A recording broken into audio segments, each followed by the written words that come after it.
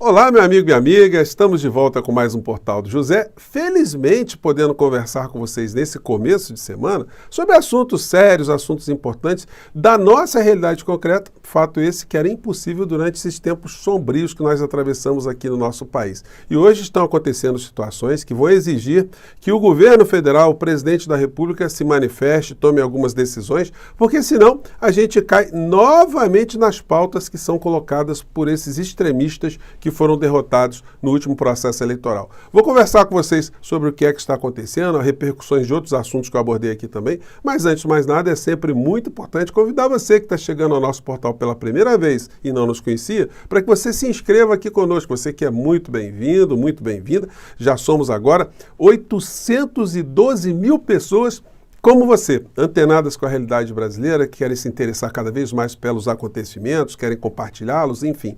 Não esqueça de dar o seu comentário e o seu joinha, porque são muito importantes aqui também. E também convido você a participar dos nossos chats, as nossas conversas, que todos os dias eu abro aqui antes de entrarmos no ar, entre 5 horas, 5 e meia. Às vezes eu atraso um pouquinho, como hoje, mas estou sempre aqui com vocês. E se inscreva também no nosso clube de membros, que é a forma adicional de você prestigiar aqui o nosso portal, tá bom? Então, vamos seguir em frente. Gente, uma discussão concreta que está voltando à tona, e aí a gente vai ter que ter muito cuidado com ela, é essa questão envolvendo uma suposta reforma administrativa. Gente, quando a elite coloca nos editoriais de jornalões, que são seus porta-vozes, né, algumas missões, né, constitucionais de reformar a Constituição, reformar o Estado brasileiro, a gente tem que ficar com o pé atrás sempre, porque de que reforma nós estamos falando? Bom, a reforma que interessa aos grupos que estão no topo da pirâmide econômica aqui no nosso país não interessa ao trabalhador, aquele que está lá na ponta trabalhando. Isso é absolutamente certo.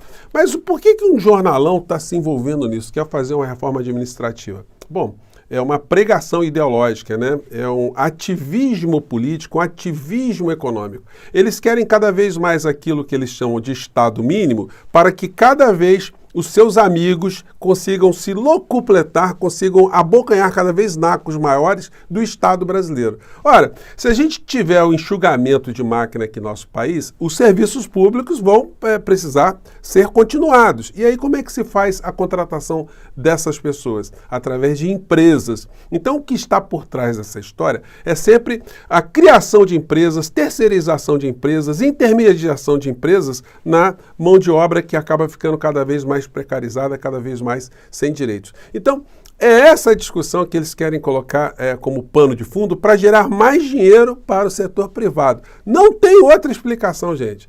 Os grandes jornais não estão preocupados, os grandes empresários não estão preocupados, aqueles que querem abocanhar o Estado, com o bem-estar da população, uma melhor saúde, uma melhor educação, melhores salários, um melhor futuro para o povo brasileiro. Não, o foco é ganhar cada vez mais dinheiro arrancando do Estado brasileiro e, por consequência, do povo brasileiro. Então, muita calma nessa hora.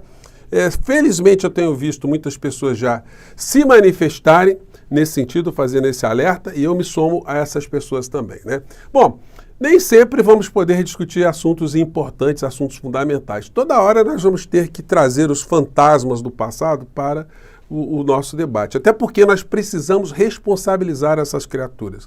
Eu tenho dito sempre aqui com vocês, o ponto-chave será a substituição do Procurador-Geral da República, desde que o próximo Procurador-Geral da República tenha a visão que eu tenho, que você tem, que a sociedade teve em relação aos desmandos, aos crimes cometidos por essa gente que ficou à frente do nosso poder. Comentei com vocês no nosso encontro anterior que é muito difícil.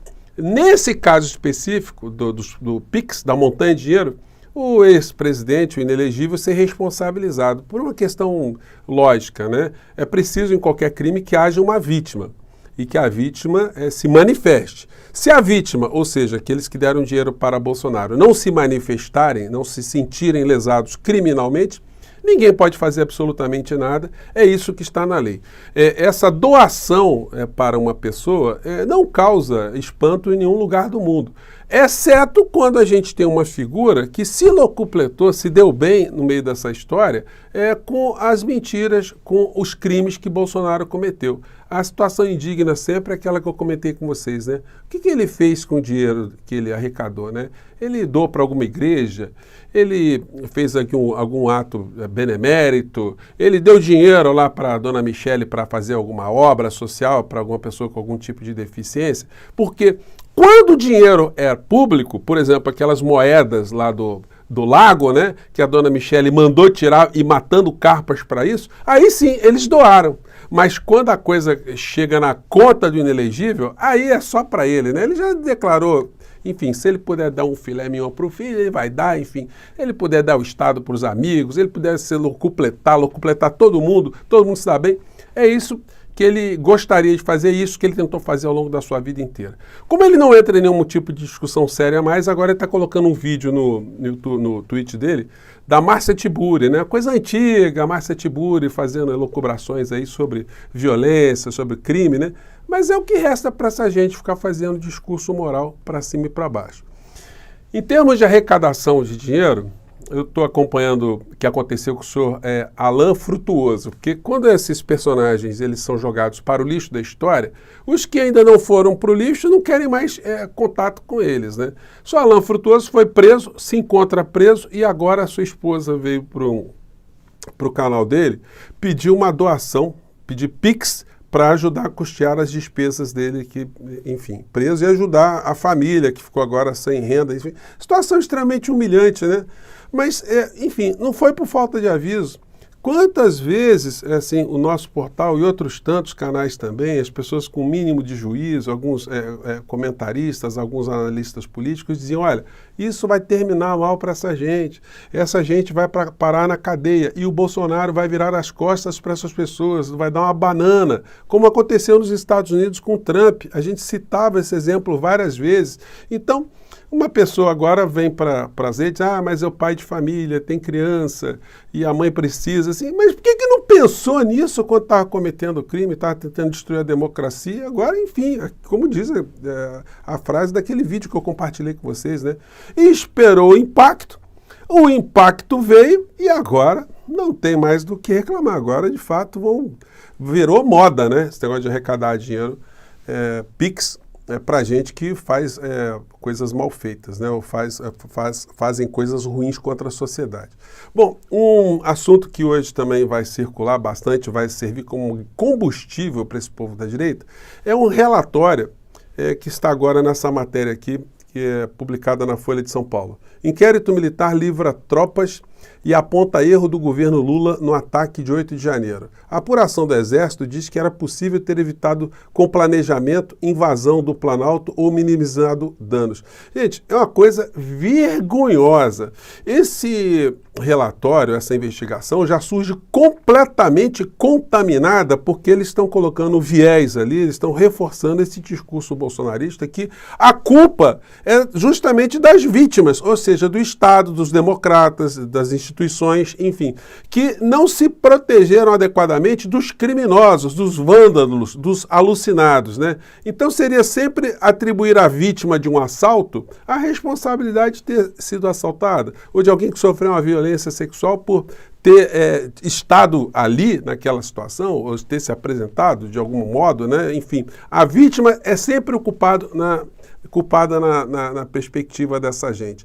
Então isso vai movimentar essa CPMI do dia 8 de janeiro. Agora, é importante saber quem é que fez esse relatório para convidá-lo, né? Para ir lá na CPMI também, para assinar embaixo, né? Se é isso mesmo, né? Se era possível fazer alguma coisa, o que era para ser feito, né? E mais, né?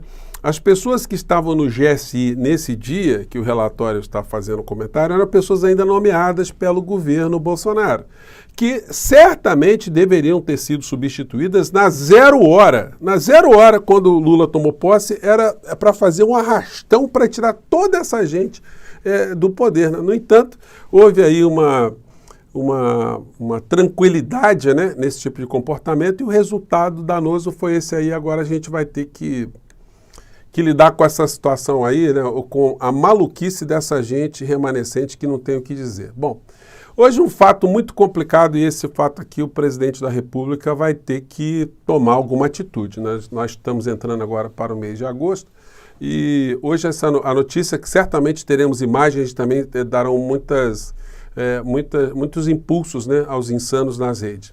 MST volta a invadir área da Embrapa e acusa governo Lula de não cumprir acordo. A ação do grupo em Pernambuco ocorre no espaço onde seria realizado o Semiárido Show, um dos eventos mais importantes da região. Movimento Cobra Planalto. Bom, o jornal o G1 também está falando sobre isso. Integrantes do MST ocupam área da Embrapa em Pernambuco, às vésperas do evento Semiárido Show. Essa é a segunda vez que a área é ocupada. A última ocorreu durante as mobilizações do Abril Vermelho, quando uma ordem judicial determinou a saída do grupo. Então a matéria está mostrando aqui as pessoas. Enfim, gente, é uma coisa que não dá para o presidente da República passar a mão, né? Tem que pegar aí o ministro, o Paulo Teixeira. Paulo Teixeira, olha só, você não está funcionando. Olha a situação que o governo está, olha a situação que o Brasil está, olha o que a direita vai fazer de carnaval em cima dessa situação. Onde é que foi o curto-circuito? Era para o senhor ter ficado 24 horas lá com essa gente até resolver esse problema. Para me encher a paciência até resolver esse problema. O mesmo tipo de cobrança que eu estou falando aqui com vocês, eu fiz lá no começo do governo, quando teve a crise dos Yanomamis, que eu falei várias vezes sobre o comportamento do ministro Silvio, da Sônia Guajajara, para irem lá, para não deixar essa situação passar em branco, porque ali tínhamos e temos as provas contundentes de um genocídio que aconteceu aqui no nosso país, de uma tentativa de extermínio de nações indígenas promovidas por essas pessoas que estavam no governo anterior, do inelegível, né? Então, se isso não é cobrado, se as pessoas não chamam atenção para isso, a história passa e ninguém fala mais delas. Por exemplo, essa questão dos Yanomamis sumiu do noticiário, né? Ninguém fala mais nada. O ministro de Direitos Humanos também não toca mais no assunto, nem a Sônia Guajajara a gente vê falando do assunto, a imprensa não fala mais do assunto. Então, quer dizer, está tudo resolvido, a situação está pacificada e o criminoso que fez tudo aquilo contra aquelas pessoas, as pessoas que estavam ali à frente do governo, elas são para ser esquecidas, realmente não tem nenhum problema, não tem nada a cobrar, nenhuma satisfação a dar para a sociedade. Então, gente, essa é uma situação também que, infelizmente, o presidente da República vai ter que dar uma chacoalhada, né? Porque vocês imaginem o que vai ser de carnaval logo mais à noite nos telejornais, pelo menos é o que normalmente eles fazem, né? Quando se agride alguma coisa relacionada à propriedade privada, latifúndio, quando se faz algum gesto desse, surge um ativismo como reação, ativismo dos grandes veículos de comunicação, absolutamente desproporcional, colocando essas pessoas como marginais, vândalos, criminosos, enfim. E aí, infelizmente, a maior parte da sociedade acaba se identificando muito mais com esse discurso do que o discurso de quem está lutando pela terra, lutando por um pedaço de chão, né? Então o governo vai ter que tomar atitude nisso aí. O ministro, o Paulo Teixeira, infelizmente, comeu uma mosca gigantesca e essa mosca aí, ela vai causar muito problema na sopa, né? Mas sim, gente, é assim que funciona o processo, né? O processo histórico, o processo de transformação, as coisas vão surgindo e nós aqui vamos ajudando a jogar luzes, a movimentar a máquina, movimentar pessoas, movimentar governantes, para ajudar a resolver essa situação, né? Não é possível num governo progressista, um governo democrático, a gente ainda conviver com milhões e milhões de pessoas com esse problema da falta de terra. A gente não tem uma ação concreta, um governo que apresente uma solução determinante para esse caso. O Lula falou em dado momento, em alguns meses atrás, de se ter um banco de terras, né? Pois bem, essa coisa precisa ser mais explicitada, mas enfim, cadê a comunicação, né? É uma área aí que está carecendo também de mais impulso, mais puxões de orelha, né? Nós fazemos aqui a nossa parte, gente. A gente não quer que nada dê errado no governo brasileiro, porque isso prejudica pessoas, enfim, e dá mais combustível a essa gente tão ruim que governou o nosso país. Mas a gente tem que falar sobre essas coisas, né? Nosso espaço aqui serve para isso, tá bom? Gente, um grande abraço. Mais tarde a gente volta. Mais tarde não. A gente volta no nosso próximo encontro, tá bom? Tchau, obrigado. Tá lá.